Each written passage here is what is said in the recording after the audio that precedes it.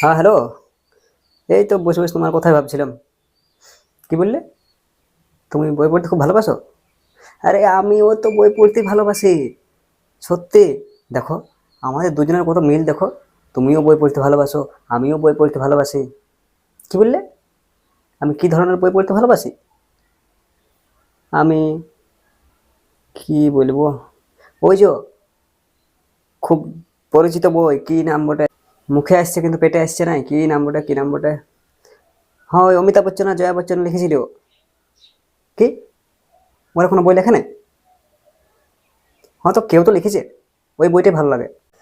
আচ্ছা, কি করছো বলো বলো, ওইসব বাদ দাও। ধুর, আরো বই।